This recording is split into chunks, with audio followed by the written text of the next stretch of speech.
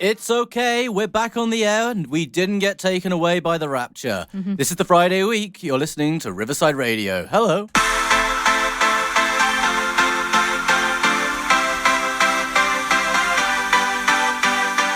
Yes, this is the Friday week with me, Richard Wheatley, where we read the headlines so that you don't have to. And joining me today in the studio, we have two fantastic comedian guests for your delectation.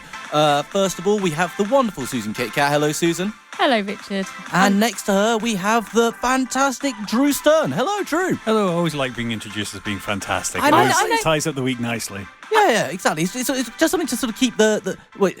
It's quite fun to wind Susan up though, because sometimes she doesn't like it if I don't say anything like that. Well, sometimes he'll sort of say, I have this amazing, wonderful guest, Drew Stearne. He'll be like, and then also we've got Susan Kitcatt. I'm like, Yeah, well, it's quite come fun. on now. But so we've finally got Drew back on the show and Susan. So we've got you back together again, the dream team. And Ooh, I'm Did actually you hear part that? of the We're dream the dream team. Oh, Yay. great. Fantastic and dream team. I'm saying it now. Obviously, we've got some of our listeners. Wait, do you say this every week with every guest? Is this just a running I joke? actually don't. I haven't done it yet, although I might start now. But I actually know. Well, the thing is, you would know if you were one of our regular listeners, such as some of our other regular performers on the show, such as Peter Mayer, who I believe does Peter Mary. Peter Mary. You know what? I need to change the way my phone pronounces his surname so that I actually pronounce it correctly. It's one of the dangers of living with using speech software is that you hear someone's name being pronounced incorrectly so often that you just start mispronouncing it continuously. Peter, if you're listening, I just want you to know that I said your name correctly, and also I do make it to your gigs when I can. Just saying. She does. So if either of us should be your favourite, I'm just saying. Comedy by the Canal on Monday evenings. I'll give you an extra plug just for me getting your name wrong. I'm gonna ask you guys if you've got any news stories that you would like that you've been bringing along today. I've asked you to bring along a news story that you think has caught your eye this week. Before we get stuck in with the real news that I've planned for you. Oh, I'm glad that ours doesn't count as real news. Yeah. So I actually have got one that I personally would like to talk about. So it's the fact that YouTube is calling for content creators and YouTubers to have that classed as a proper job, because they're saying it would be good for the industry, financing, all sorts of reasons behind it that would be good. But I'm kind of like, a comedian's everywhere, just like, oh, so that's a proper job, and what we do is like, But I think this is my whole issue on this boils down to one point. People sort of say like, oh, what's your proper job? You don't have a plumber come around to check your pipes, and you're not like, what's your fun job then? What do you do as an interesting little hustle when you're not, sorting out my drains? And also, that sounds like a euphemism. Yeah. Well, I'm not saying I have had anything like that happen with any plumber, but yeah, it could be meant a few ways, I suppose. But I think I've seen a few films about that. Yeah. Oh, I can't pay the rent. No, Yes. no. But the main thing here is, I want us to get away from asking people, what do you do for work? Then what is it you do? Because it's fine to ask that of someone if they're talking about their job and they've started saying something, and but if you say that to someone who's been long-term unemployed because of an illness, or just because, like me, they've gone through the absolute agony of trying to find work lately, and it really is quite soul-destroying. Like, I had an email from one where I'd done this online questionnaire thing they asked me to do, and they said, I'm sorry, you didn't score high enough in this test. Your results show that you could do this job. And it was like for cleaning or something, and I was like, there is no way on any planet in any universe that I could not do this job. It's just such a minefield getting a job out there. And I think it's just, if we say things like, instead of asking someone what they do for a living or what they do for work, say, so tell me what you like to get up to for fun. No, you see, I've been thinking the same thing recently. What's your favourite hobby? With MCs. MCs are constantly asking members of the audience, what do you do for a living? What do you do for a living? And then you get back answers like IT consultant. And it's like, what do you do with that? And so then, they go then to come up with these, try and make that funny. What's your favourite data protocol? Exactly. Yeah, polarity it's the same thing. If you ask them, what's your favourite? What do you do for a hobby? What's your fun? Then you might actually get some interesting answers, and it might water rafting or something. Whereas I do think, like, again, asking people, you would just say like it's another thing where some people say, oh, I'm a data analytic promoting software developer, and you're like, okay, when you walk into work in the morning, what do you actually do? See, I think Like, what does that mean? I prefer to ask people on stage. I prefer to ask them, "What did you want to be when you were a kid?" Because it's Oh, still that's kind quite of a like fun that one. job. Quite a good one. But you always That's get quite something that people are far more interested in talking about than their actual jobs. Because no one wants to be a data analyst when they're a kid, and if they do, then that kid is a psychopath, and Yeah. that they need some serious attention. Like it's always jobs that they know what it is. Like they know either their parents do, or you can see. Like when I was a kid, like shopkeeper or teacher, because you saw those professions. Yeah, this is where though I think when you're growing up, you only know the professions of what your parents do or what your friends' parents do. My kids don't know what what I do at all. Maybe that's a good thing, Drew. Maybe there are some things about your life they just. I wanted to be a mechanical engineer. Either a mechanical engineer or a children's entertainer, and so I've close kind on of, one. I've kind of got close on a couple of those. Like I've got science degree and in physics, which is close to being mechanics. Wait, and at what age did you want to be a mechanical engineer? 7. I don't think I knew what a mechanical engineer was at 7. I'm not sure at 43 what a mechanical engineer is, if I'm Well, brutally basically, honest. I fell in love with electronics. I loved the idea of circuits, and I thought I want to do circuits forever. And this is why me and Richard have been such a wonderful relationship. I'm always tinkering with her wiring, and Yes. so yeah. Tinkering with my wiring. It's an interesting. Well, so this is obviously YouTube, so owned by Google, and they've done like a survey of their users, and they've been they sort of released this and said the government needs to give support. They need to recognise officially content creator as a career, as a legitimate job choice, because it makes a difference when you like applying to mortgages and stuff like that. Yeah, do you know what really makes a difference? Comedians. Having cash. Yeah. I was going to say comedian. But I do think there's lots of other people in other creators. Can we say that a comedian is a recognised? It is like it's a proper comedian, job. performer, and entertainer. Like, those are like those are boxes that you can tick when you get a mortgage. I hate to tell this story. Why? I'll tell it anyway. So the person I nearly got married to was a magician. He made a lot of the fact that he was a magician, and we were doing this like sort of. I can't remember if we were trying to get a loan. We were doing something at the bank, and I said, I think for this it might just be better if you just talk about the retail work you've done. That obviously put him in a foul mood. And then the guys honestly sort of said, right, do either of you have a professional title? And no word of a lie, this person I nearly got married to said, yes, magician. And I was like, oh my God, like as if they're going to have that like doctor, reverend, Yeah, this is on that list. Part of this is that YouTuber are calling for the creation of a new job on top of content creator, which is the minister of creators. They want a new ministerial post to be created. Well, this is something, not so much on that, but I do think the things that happen online that shouldn't happen online, that if they happened in the real world, would be on top of a lot quickly, like things that happen on social media, or even things that Uber can sort of get away with, or various, and they sort of hide, or even like Purple Bricks, it's an estate agent company, and they can hide behind this, Other we're estate different. agent companies are available. Of course, yeah, no, I'm saying but they hide on this, we're different because we're online, so we don't have to follow the rules. And I think this is where the government and the sort of the body that governs all of these things need to catch up with. No, bullying and harassment is happening on your social media platform. You need to do something about it. False advertising is happening. You need to do something about it. You're not meeting this and this. You need to, it doesn't matter that you're online. We need to catch up with all that. No, politicians don't understand the digital landscape whatsoever. I think there's a few things politicians don't understand, but yeah. At least there's others they should. Like roads have been around for a long time. Trade has been around for a long time. Agriculture has been around for a long time. But digital broadcasting and digital culture, not so long. So they have a bit more of an excuse because they're all middle-aged men on the whole for not knowing that stuff. So asking for a minister of content creation, it's got to be someone who's never made a YouTube video independently themselves, who's never sweated about the wording on an Instagram caption. So even if they made one, there would be no way that there's an MP out there who actually has the experience to do it. You are starting to get these MPs coming through, young MPs who will be using social media for their but none of them have done it themselves. They all have teams around them doing it. No one has come up yet who was like a late Gen Z person who's come up and become like the youngest MP I can think of is my age. Like there's a couple younger, but that like mid and ladies and early gentlemen, 40s. he is really old. It's like sitting next to Gandalf, really. Hardly anyone. Like our Wes Streeting he's about my age. He's the Secretary for Health. Yeah, I'm not thinking people who are being ministers at the moment. I'm thinking people who are certainly in. When you get a landslide victory, particularly in I'm sure there are some quite young ones in the Labour Party at the moment with when they got that sort of surprise. They won more seats than they expected.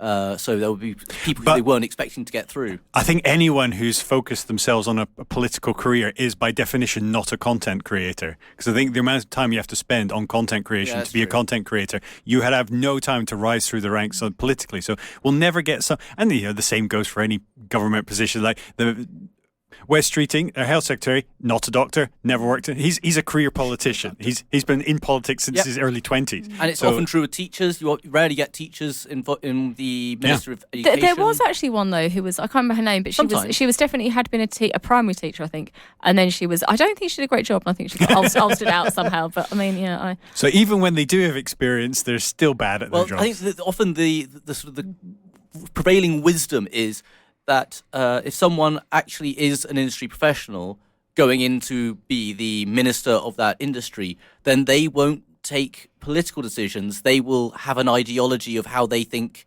something should work, and they will then actually attack it in a more personal way rather than in a sort of more dispassionate, making the correct decisions kind of way. Maybe we should focus more on the House of Lords then, because the Lords who get appointed sometimes are appointed as such and such czar because they come from that industry. I've got to say also, I will just put a slight, not a shout out, I will just mention that Angela Rayner, who is not there anymore for certain reasons, shall we say, but she did put legislation through that was part of her thing, and she had genuinely worked in care before she got into politics. Right. So sometimes I think she still deserves whatever's gone on with that house. Or like she still deserves respect for having done that. I think we've had defence ministers who have served in the army and stuff like that, so that can happen sometimes as well.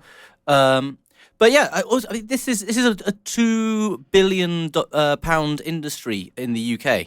Yeah, it's how I used to make my living, was making content. We do actually have someone who has made a living as a YouTube content creator. I was 10 years a YouTube content creator. God, you were a 10-year-old child doing content creating. That's incredible. When I was 10, we did. Kids could do that now. It wasn't even Google when I was 10. No, I ran a YouTube channel for 10 years. And, you see what I mean about driving fast cars and... Yeah, driving fast cars. And I got my gold YouTube 1 million subscriber button that my kids... It's the only cool thing my kids think about me is that I have that. Yep. It is the only cool thing about that channel.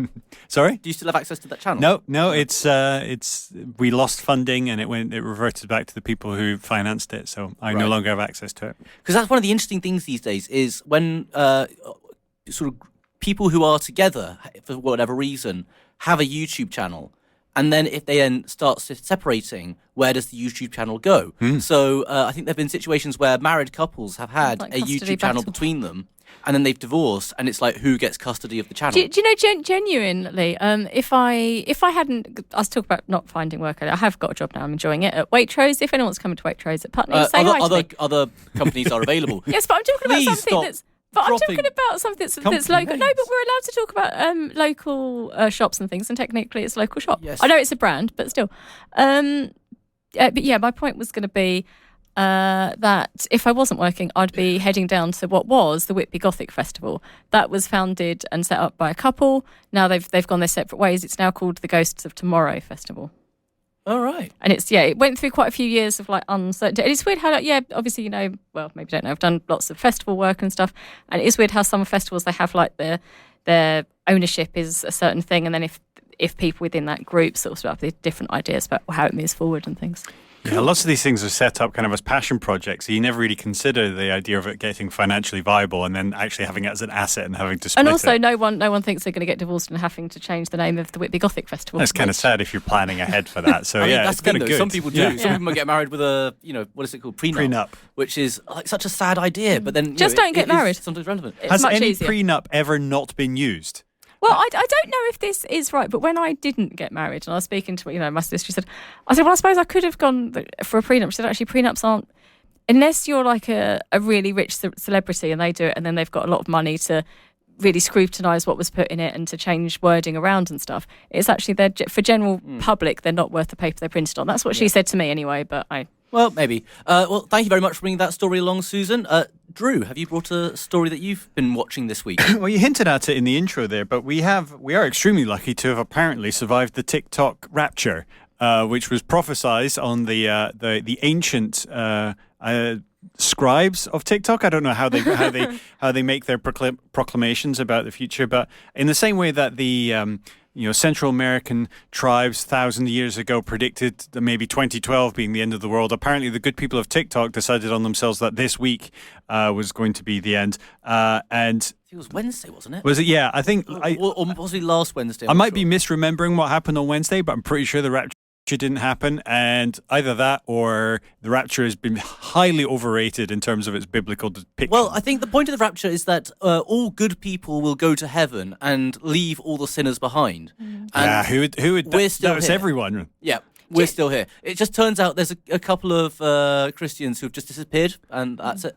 Do you know what I've always thought? It's like, because I think we can all agree that no one really likes PE teachers. And I don't think necessarily they all belong in hell. But what I do think... Other opinions on PE teachers are available. No, they're not. Right, but I do I think... had a PE teacher that he was also my neighbour, and we were pretty good friends, but yeah. We can talk about that story later. But no, what I'm saying is I don't necessarily think they all deserve to go to hell. But what I do think is on Judgment Day, they should all be made to wait last whilst everyone else gets picked for heaven teams. Yes, and they should also be forced to do the rapture in their underwear. Yeah, that sort of thing, They're just wearing shorts no matter what the weather. Yes. Yeah. Yeah. And I will say I did have a couple of run-ins with PE teachers. One was making me run round. It was this at primary school, so I was the only blind kid in the class, and he was making us do laps of the playground, going faster, faster, faster. He was Irish. I'm not going to do the accent. And we had these sort of cones out on the floor, and at one point I stepped on one of the cones and dislocated my toe. And it's like, well, that was kind of obvious. That was going to happen at some point if you keep making us run faster and faster and faster. And you've got trip hazards on the floor. And one of your pupils is blind. That's yeah. Was he aware of this fact? Yeah. Okay. Yeah. I mean, he may have just thought you were really blind. He didn't see Richard with his cane. He's just really, really uncoordinated child in my class. Yeah, no, I wasn't. To be fair, I wasn't running around with my cane. I think that would have been even more dangerous. I think that'd be one way to play hurling, wouldn't it? Hurling, stick in one hand, cane in the other. You could really clear some space for yourself. But the rapture. I don't know. I didn't know much about this at the time. I didn't see this coming. I didn't see nobody did. That's I didn't the point, see anything about this until no one saw it coming. No one saw it arrive, and no one saw it leave either. So we're all good. We're on the same boat. It's just this week people are referring to it happening recently, and I was like, I missed this. How did I miss this news story? So very, very frustrating for me. I think I was ill last week. That's why I was ill. I had a cold, and that's why I missed the rapture.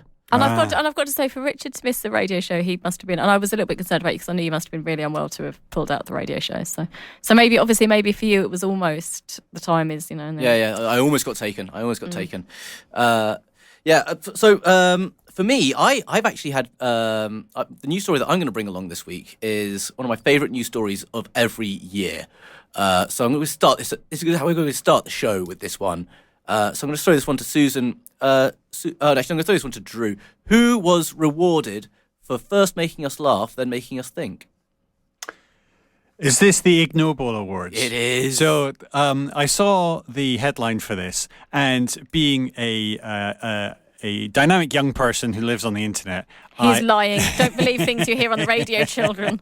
I thought it said the IG Nobel Awards, as in like Instagram. Oh. And I thought this was some kind of huge accolade for people who've done well on the platform. What it really is it's an award for scientists who've done some absolutely crazy... No, these aren't stupid things. These are just stuff that is weird and it's wonderful. Bat-guano. Yeah, Bat-guano.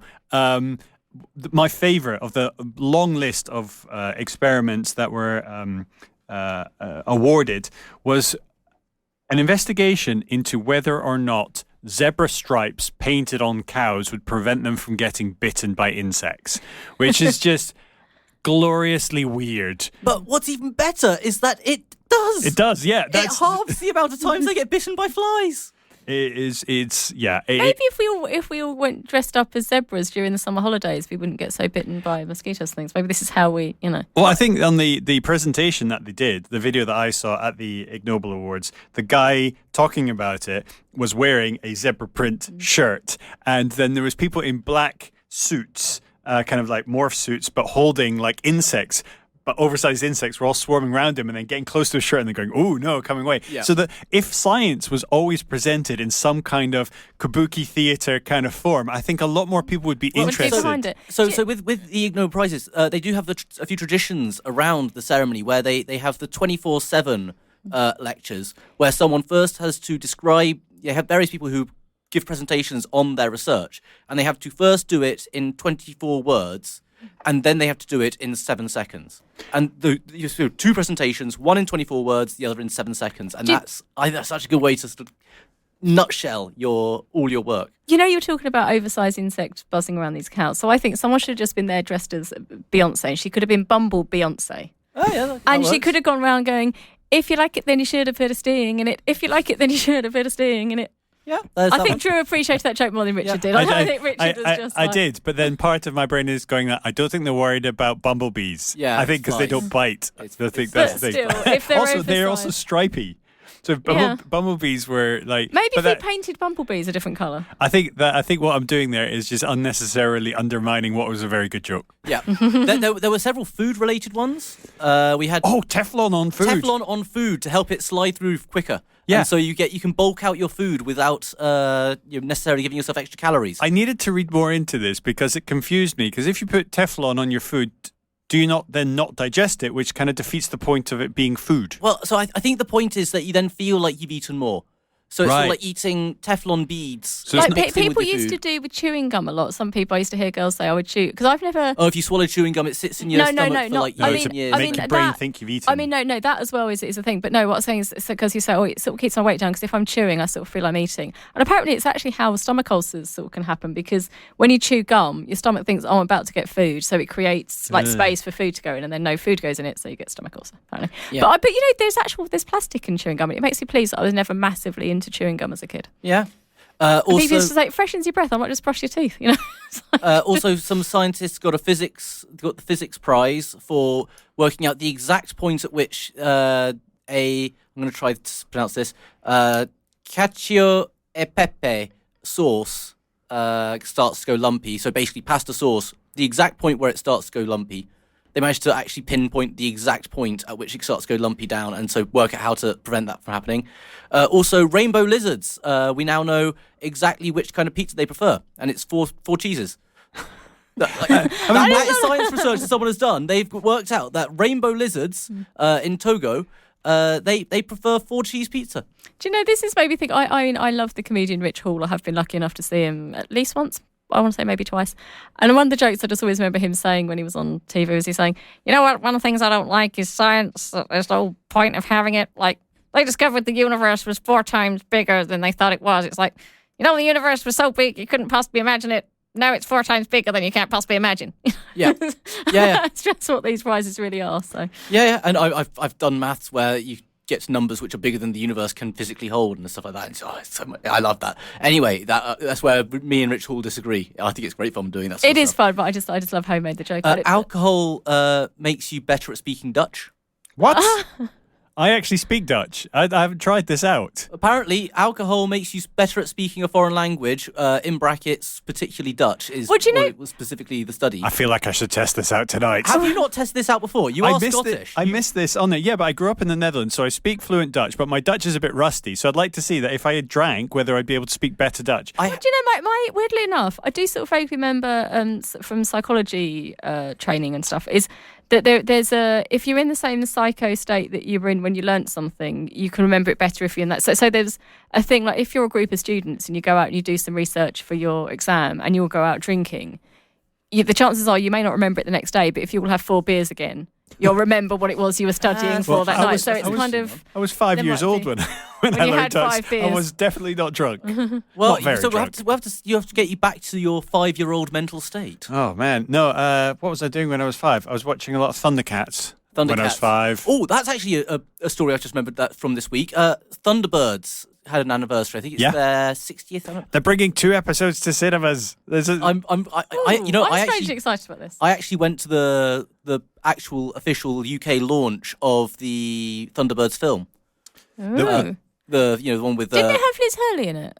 I can't actually remember it. But that's very well. the live action one. The as live opposed action to, one, yeah. Yeah, that kind of defeat. That's the whole reason that they made Team America, because they Yeah. were Oh, yeah, so that was disappointed that America. yeah, I'm not because saying the second line. the Thunderbirds was going to be live action. They were like, that is a wasted opportunity. And then they made a film in kind of Super Mario Nation style. And then they were I like, am so yeah, lonely. really shouldn't have done that. That like, they realized how hard that was and they're never doing it ever again. But that that super marination style is it's timeless in a way. It still holds so up good. today. And the whole Penelope and Parker, just it's so much class and style. Get the rails, Parker. We're going for a ride. It's so wonderful. Do you know the character of Parker? There was apparently one of the writers based her character on. He said, I used to go drinking in this pub that was around sort of Whitechapel, somewhere around somewhere around London. I want to say Whitechapel, that might be wrong. Yeah, right. But he said there was someone who used to come into the pub and he used to brag about how he'd been a chauffeur for royal families and stuff. He'd say, oh yes, I was one time I was driving Her Majesty from here to here, and oh yes, I remember this time. And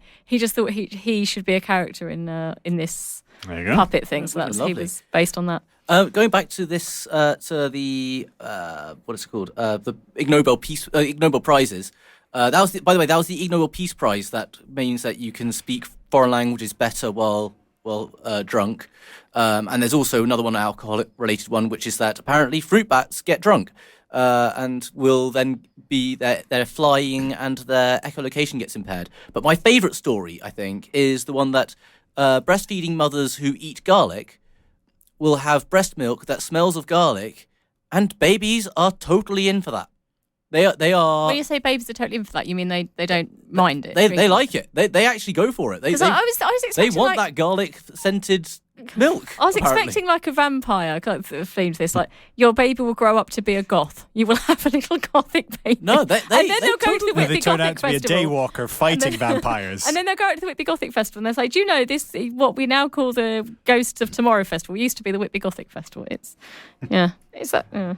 Yeah, that's just quite fun. I also love the fact that someone sort of thought about this and worked out. Hang on, wait, does that breast milk smell of garlic? Like someone had that thought as something they needed to investigate. It's just some brilliant. So does this mean there are babies who breathe out and they have garlic breath? Yeah, babies. Yeah, garlic breast milk breath babies. It's It must be big in Italy, I imagine. That's a science experiment that someone has garlic bread followed through on, which I love that.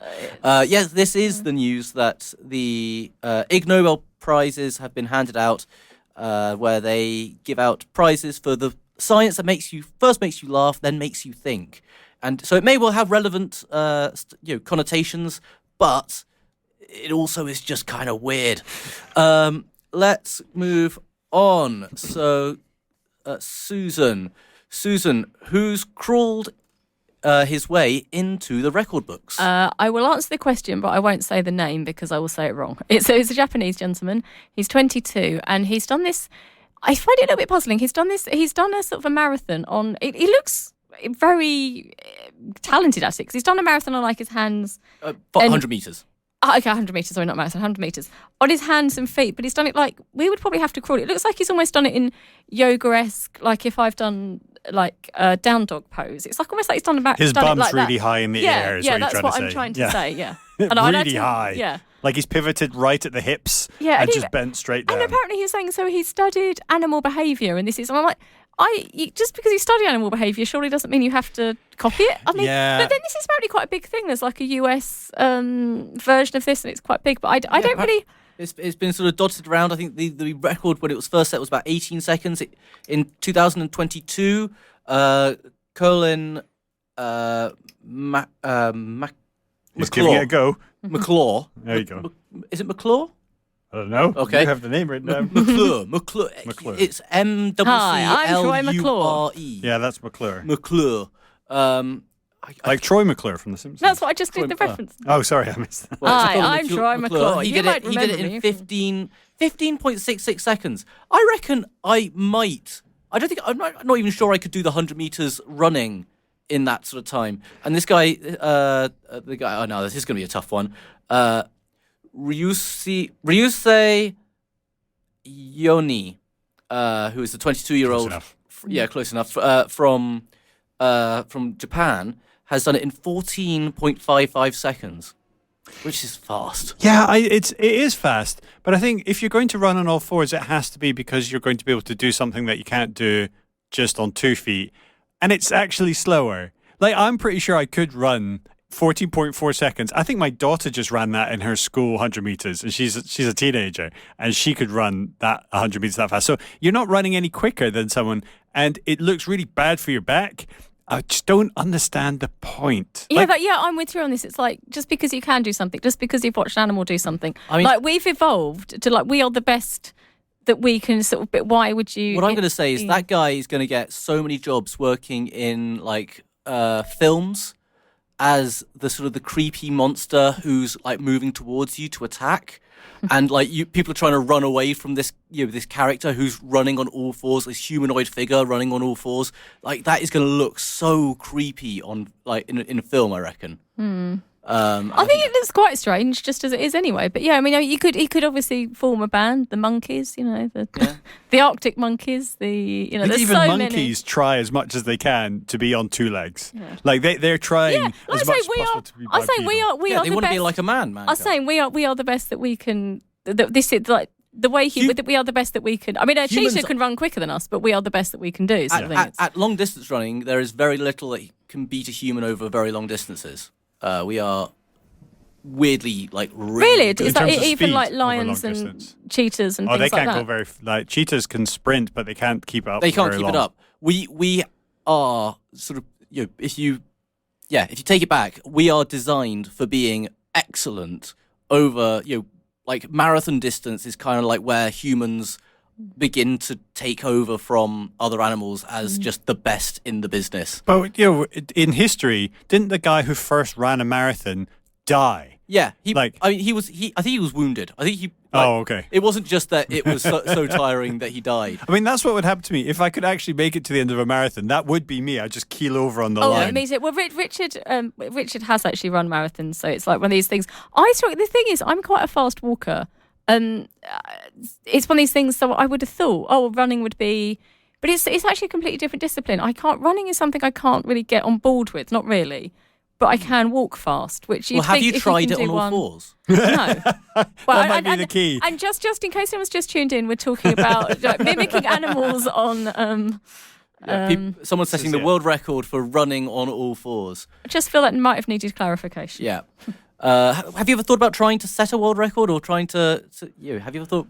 I've often tried to think of what the lowest effort world record would be, and I think it's for one where you can convince Guinness to certify it, but it has not previously been done. There is that, and they will do stuff like that, but they will then give you like a certain amount that you have to beat to get there. Mm-hmm. So what would you go for? What's the thing that you think you could do that you don't think someone's got a record for yet? This doesn't completely answer that, but whilst Drew was thinking about that one, did you remember when we still technically went into 24-hour drinking in the UK, which we don't really do anyway. And I remember saying, do you think anyone would sponsor us to just sit in our local club just drinking for 24 hours? Like, how much can we get sponsored for that? Oh, yeah. Figured out what to do. What do you go? I'd go for how many blindfolded laps of Silverstone can I do without crashing? Oh. Yeah. That's okay. And that's not the least amount of effort. Wait. Are you? No, but that's the most amount of fun. Yeah. Okay. A couple of questions. Are you doing this with someone in the car next to you? Yes. Giving you left-right instructions. So the reason I think of this is because there is a chap who is the land and water speed record holder in a car, and he drives on circuits at ridiculously high speed, and he has a spotter next to him. Yeah. And so this guy called George Collado, who sits next to him and basically tells him like where to steer and stuff. And George happens to be a good friend of mine. He has trained me. He's a racing car driver, and he's trained me in racing car driving. But I think I would be very good at receiving his instruction, and I'd be quite eager to see if I could just put that to the test. I remember talking about this stuff after a show we did the last time Drew was here, and I'm kind of a little bit geeky about some of this stuff. And I just got to say, Drew's kids, if you're listening, that's just as cool as his gold badge on YouTube. There's two really cool things about your dad. Yeah. I have a racing license. I've raced at Silverstone with my eyes open, though. I must say. Yeah, I was going to say, I've got another question for you then. Like, what kind of lap times do you need to be achieving? Yeah, I think you'd have to be setting reasonable, if you're doing the full circuit, like a minute and a half minute. No, say under 2 minutes if you're blindfolded, right. Because it's really scary to drive fast. Would it be better to actually have a number of laps that you want to achieve and a time to do it within? Time to do it in. So, like the fastest person to do 10 laps of Silverstone blindfolded. Yeah, maybe go with a shorter circuit. Maybe do Brands Hatch, which is do the shorter version of Brands Hatch, which you can do in under a minute. That one blindfolded, and try and do as many in 10 minutes, say. Completed laps in 10 minutes. Most completed laps in 10 minutes. Yeah, and blindfolded. If you cut a corner, then that... no, if in a racetrack, if you cut a corner, that's allowed. But like corners are set up that if you cut it, it will slow you down. Oh, right, okay. Because there's like gravel or there's grass and you'll slip a bit. So you can cut a corner. It's built so you can cut a corner to a certain extent. So take the curbing and you're meant to do that. But if you do it too much, you'll be on the grass and then you'll lose traction and you'll be slower. Ah, right, okay. I mean, not like Mario Kart where you can literally hop over a barrier and then get to another part of the circuit. That doesn't really exist in real cars. I think I sort of just about in my head knew that somewhere as information, because I'm a tiny bit geek on some things on racing, but I'm not your level, if you know what I mean. So it's like, yeah. But Singapore this weekend. Hey. No, I'm not going to Singapore this weekend. It's the Singapore Grand Prix this weekend. This is just hinting at the fact that I'm a bit of a nerd when it comes to racing. But yes, Guinness, if you're listening, and I'm sure you listen every week, I would like to set the world record for how many laps can I complete of Brands Hatch blindfolded in 10 minutes. I think this sounds like an amazing thing that I would like. We would definitely come and watch this. I should add that I have crashed the car at Brands Hatch, and that was with my eyes fully open.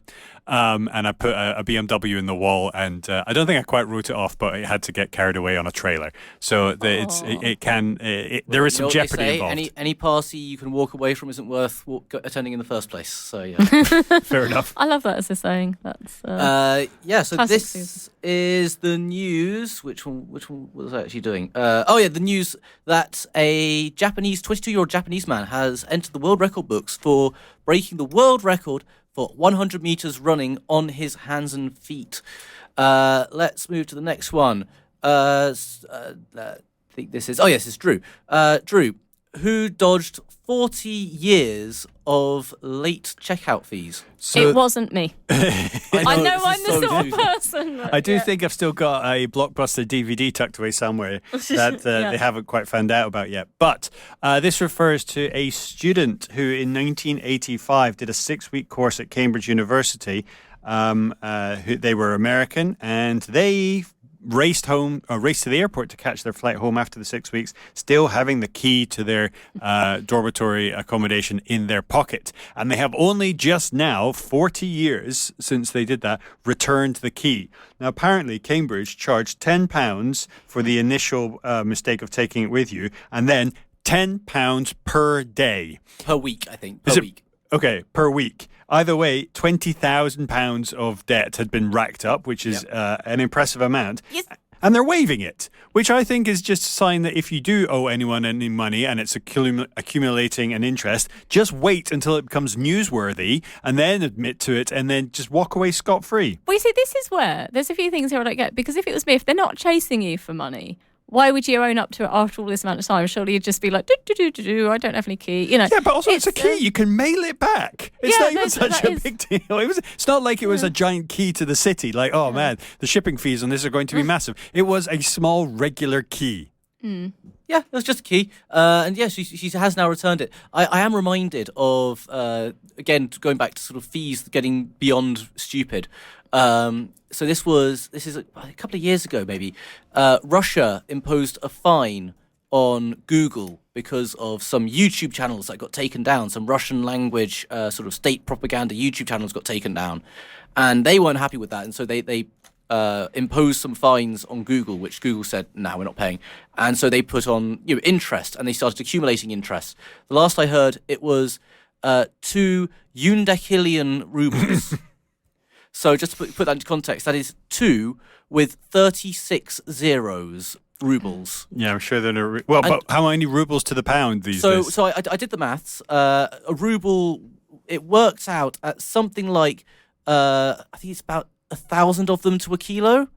Oh, it's not quite that. It's about 100 of them to a kilo. So you have to knock 2 zeros. About 34 zeros. Are you measuring money by the kilogram? Yeah, I am doing this now because then if you take that into, that's 2 times 10 to the 34 kilos. Bearing in mind the Earth weighs times 10 to the 24. The Sun weighs times 10 to the 30. So we're looking at something like about 1,000 stars. It's actually 1,003. I just ran it through my About phone. 1,000 solar systems wait. I didn't. I To just be wanted fair, to I know think if they Richard pay would have. by check. I just, There want, you go. I just wanted to know if Richard would have believed that I could have possibly done that maths even with my phone, which I could not. What do you believe? What do you think I'd believe? But yeah, it's just I don't an know what you incredible believe, amount of money that they're charging.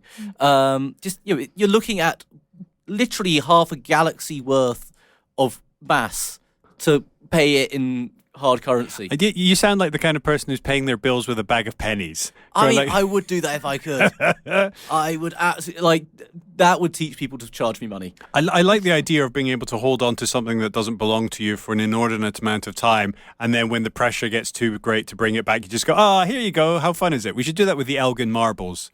Like, Well, I think it's we about have done time. that with the Elgin Yeah, marbles. but just at one point they go like, oh yeah, we still had these. Oh my God, they were just down the back of the couch. Sorry. Here you go. No here harm, you no go. foul. Yeah. And then just go, yeah. No mention of it. Just we've just sent them back. And then just let the entire world, like all the people who've been holding on to it for years, going, no, we must never give it back. We'll be furious with you. Everyone else will be furious at you for not apologizing for it. Like, you just. Well, you could blame like the Elgin marbles, the Parthenon marbles. They are just too heavy to send back in the mail. Like second class mail's not going to cover it, so it's just a big deal to physically ship them over. I mean, if we pack them with enough helium, then they'll get lighter. Or maybe just get like a pack of like kids marbles. Just be like, we thought that's what you meant. That's what we've been calling those the Elgin marbles for years. But no, I was going to say my dad worked at the V&A, and apparently this is what my mum has claims that apparently the V&A has no insurance on all the items that it has there, because it's just like, how do you possibly get an insurance claim on like some of the artifacts? So they have liability insurance for like if someone falls over and hurts themselves, but the actual things that are there don't have insurance. So just imagine if like the Elgin marbles just went missing. And things do go missing from museums. That's another thing. You'd be surprised. Things go missing from museums a lot more than you'd think. I mean, that was a whole thing where they realised someone was stealing stuff from the British Museum and selling it off. Yeah. And like people were suddenly realising that the British Museum was buying stuff from itself by accident. There was actually, weird enough, at a phase at the V&A, lots of expensive, high-value things went missing. And it was these things again, me and my mum were like, right, we'd better start checking his rucksack. Let's just, see what's going on. But the thing is, those museums were built on such old ideas of how the stuff is stored and how it's logged that it's and also, how do you classify exactly what an artifact is? If you just call it something else, there's no defined way of saying, it's not like a bar of gold. You go like, we have this many bars of gold, so you can count them. It's like every little trinket that you have in there is impossible to categorize properly. I mean, now you can take proper photographs and stuff, but it's like, yeah, I get why it's so complicated. But a key from a university dorm is just something. Also, why did you hold on to it for 40 years? Well, do you know something really weird? When the place that I live now, the previous tenants, it was really strange. They were like, they haven't given us at the time. I mean, I don't drive, but at the time, my partner had a car. I wanted to get in through this. So there's like a gate, and the estate agent said, I've tried to ask them about the fob. They said they didn't want to give it to you because it was a present to her when she was pregnant. The fob? Yeah, for the fob for the car bit of the gate where I live. And the estate agent said no, they didn't want to give it back because he'd got it for her as a present when she got pregnant. And She I was got like, her a fob? That's really weird. That's literally fobbing her off. I'll tell you what, this Literally, couple, well done. That's good. That's a good one. I'll tell you, but this couple, it was weird. We walked around the flat. We said, they say the stone said, yeah, they've got a couple of kids. And we were like, how? Because this place is like so. There was nothing that denoted the fact that they had children there whatsoever. There was no That's probably why they moved. There was no toys. There were no books. There was nothing. It was like, this is weird. Yeah. So there you go. If you're listening, please just. I mean, it doesn't matter to me. I don't have anyone that lives there that drives now. But just. This is the news that Carla Risoldi, who did a 6-week summer course in the UK at Gonville and Keys College at Cambridge University back in 1985. Gonville. Yeah, no, I just said Keys College. Well, yeah, it does seem like my phone is pronouncing it Keys, but it is Kaius. Is that pronounced Keys? I don't know. Caius? Yeah, I don't know. My phone is pronouncing it Keys. Just go with Gon Keys. Yeah, because it makes it funny. Gonville Keys. And so, yeah, the Keys did go. And avoided the fines, despite the fact that they were £10 for initially absconding with the keys, and then £10 per week thereafter, adding up to over 40 years, there we go. Approximately £20,850.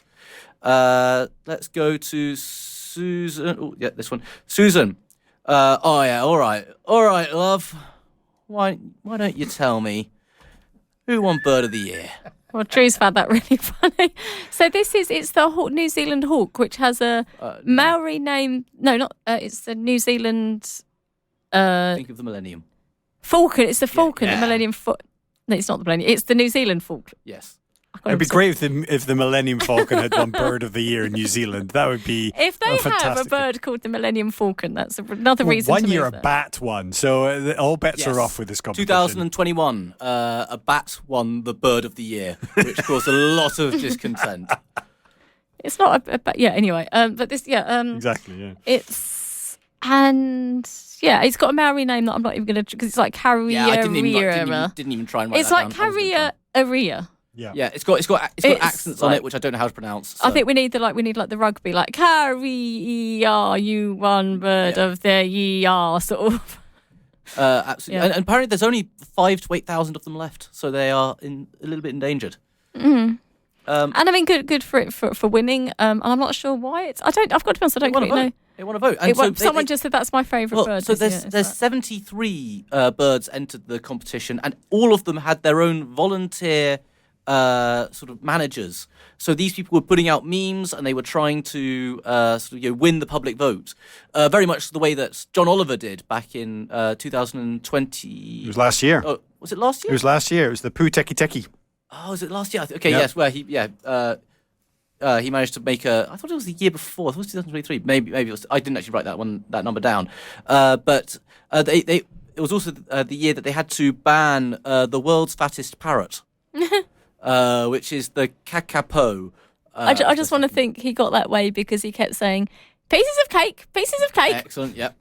Something about I find quite interesting about They've got this fact that they mentioned multiple times during the article about the falcon, which is that it could reach 200 kilometers per hour in a dive. Yeah, if you throw me off tall enough building, Yeah. I'll reach 200 kilometers an hour. I'm pretty sure humans can do 200 kilometers an hour if we. Should we go give in that a full try? dive. Let's try and Drop take through. anything from a high enough rate, it's going to get 200. It's not. Like a dive is not a big thing to be getting top speed in. To be fair, the thing that's impressive isn't the speed; it's the fact that it can then survives. come out of it Yes. and survive it. That's the thing. I've just looked up. Apparently, the Maori have multiple names for the falcon. Like one is not enough. Just looking up on Google, I see 1, 2, 3, 4, 5, 6, 7. There's at least 8 different names they have. How many of them would you be comfortable trying to pronounce? I could try. Kariaria, Oh, you did a better version. That's what I was trying to say. Kariwariwa, Kaiaya, Kawuawa, Kaiaya, Kariwariwa, Takawa, and Kakarapiti. Now, There you know, go. earlier we said I'll be that. honest. That sounds like you're trying to speak. The Sims language. Yeah. Well, I was just going to say, earlier we said that drinking beer helps you with Dutch. I don't know if drinking beer would help you with your Maori should have a few. pronunciation. I mean, it feels like they've only got a few letters to pick from. I think it might be similar to like Hawaiian, which only has a few letters. So that's why a lot of Hawaiian words all kind of sound the same. Looks like they've got K's, A's, R's, and E's, and that's about it. Maybe an occasional T, and that's it. So that it seems that a few variations on that, and they've used a lot of those words just to describe falcon. Yeah, and it seems like they managed to get a lot of nuance into their language. But yes, this is the news that the falcon, the New Zealand falcon, has won the New Zealand Bird of the Year vote, getting the largest vote out of all of the 73 birds that entered. We are slowly 21%, in fact. That's a bit of a landslide. I was that going to say it one. was 20-something%. I couldn't remember, and I hadn't actually written that down. 21%. So we are drawing slowly towards the end of the show. Actually, you know what? I think we've got just about time to do a quick one. That's what she said. I'm going to do one very quick one here, which is Susan. How did Drew stop someone laughing themselves to death? Well, I'm going to start by saying this At is one of not his this gigs. is Not- not not me. Al. This is not Al Drew. It's not the Drew that's Different sitting next to Drew. me. Different Drew. But it was weird. Yeah, this one it was with someone, a comedian called not Drew Stearne, Drew Lynch. There we go. Yep. Was doing this comedy gig, and as an audience member started. Washington. in Washington, they started sort of showing signs of a heart attack, and then someone had to do CPR, and an ambulance was called. And I think our man is all right, actually, luckily. But I was going to say, weird enough, this sort of happened to me, not at a comedy gig. It was at a talk about mental health, and there was a doctor on stage talking about recognising mental health symptoms in patients and stuff like that. And I've looked at the guy sitting next to me, and I've noticed his eyes are sort of, I was like, "You're not well," and I've just clapped my hand here. I think we need medical attention because there's like an actual doctor on the stage, and he's come down and sort of stood, and then someone's called an ambulance, and it's all sort of. So luckily, obviously, a doctor is in that situation quite a lucky person to be listening to. Yeah. So weird enough, I was like, I have sort of been in this situation. It was. But then the best two bits I love about this. One is let's get a bit this out of the way. The guy who had the heart attack, he did make a recovery. His name is Dick Wend, and I'm not going to chuckle at that, Richard. Yeah, I know it's a bit childish. It's just quite a fun name, Dick Wend. And also the fact that they listed, they was talking about, Dick Wend went into a heart attack, into a cardiac arrest, which is such a lovely phrase. But then he has made a recovery, and the comedian, obviously Drew Lynch, then went to his hospital and finished the set that was interrupted with just him and his family in the room. I have a suspicion about why he did that. Which is right. So obviously in comedy, if you're doing well, you're said to have killed, right? Yeah. So here he had an opportunity to do a gig and for someone to actually die on the front row, but he survived. So I think he went to the hospital to finish the job. Finish the job, yeah. Finish the job. What I love about this in the video, I saw the video when it first kind of went out, because obviously I follow a lot of comedy stuff online, so this got shared pretty quickly. But when rewatching it for today's show, I noticed that obviously he's on stage and he's seeing this happening and he is genuinely shocked. He's not trying to turn it into a bit. He's really shocked. But seasoned professional, while he's holding the mic, before he gets involved or does anything, he goes to the back of the stage, he gets the microphone stand, puts it in the middle like it's getting ready for the next act, and puts the microphone back in the stand. Oh, I love that. Like a proper professional, like... Tidying up. He doesn't just drop the mic and then try and figure it out. He says, no, he goes and puts the mic back properly. It's center stage ready for the next act. And it's just like, yes, you like no matter what the jeopardy, no matter how much danger the audience is in, you are a seasoned professional. You know that microphone is going to go near people's faces. It shouldn't touch the floor. You're putting it back in the stand like a pro. And that's just like, that's worth a standing ovation. I did actually notice that. Yeah, but you're right. It's do you know what? Also another similar thing to this happened to me. But as Richard knows, I played Margaret Thatcher in a play, and there was one evening where the lady playing the older version of Margaret Thatcher just collapsed in front of me. And it's just these situations where you can do is just you have curtains, and it's just, sometimes these things in like live performances, things happen. And she's all right, she's lovely, and she was just under a bit of stress and things like that, I think. So. Yeah, this is the news that Drew Lynch, a comedian based in Washington, managed to stop his gig halfway through to get medical attention for one of his audience members, and then went and finished the show at the audience member's bedside in hospital with just him and his family. That is the end of the show. So we're going to do some plugs very quickly. First of all, Susan, do you have anything to plug? I have a few G&B gigs coming up. The next one is the 16th of this month, which I believe Richard has agreed to come to with me. I think I said that right. The day after that, the 17th, which unfortunately I'm not going to be on the radio because I'm going to be at a gig in the Pavilion in Wimbledon. I'd love to see as many people at that one. Obviously, I'd love to see as many people at any gig as possible. But it's a heckles night, so it'd be really fun if there's a lot of people actually heckling. Otherwise, it's just a night. If it's not heckles night and there's no hecklers. You need some, and I'm not. I sadly can't be heckling because I will be doing the show that night. You come afterwards, maybe. But yeah. Oh, okay. Maybe we'll see. It is on my way home. And Drew, do you have anything to plug? Yeah, actually tonight, if you're in the mood for some chuckles, I will be at the Angel Comedy Club for the late show starting at 11 p.m, where I'll be taking part in Roast Battle. I'm roasting a comedian called Bert Broadbent. He was in the finals for So You Think You're Funny this year. Very, very funny comedian. He and I will be going head to head, but there's a fantastic lineup tonight. Some new talent, some real classic battlers up on the stage. So that's starting tonight at 11 p.m. at the Bill Murray pub for the Angel Comedy Club for Roast Battle, London. I love it, and I'd love to see as many of you there as possible. Perfect. And it is a lot of fun. Me and Richard have been to it before. It's a lot of fun. And I'm going to be going there tonight. I'm going to go and watch and cheer on. I love the way he's saying that. I'm going to go there tonight. I'm going to watch. I'm going to cheer. I'm going to be really mean to you. I don't know why something about the way you're speaking. I'm cheer It's on like Drew's opponent. oh. Fighting talk. He already. needs all the support he can get. Exactly. I'm a big supporter of the underdog. But that does bring us to the end of the show. We will be back next week with more fantastic comedians. But until then, it's goodbye from me and goodbye from my wonderful guests. Goodbye. Bye. Bye.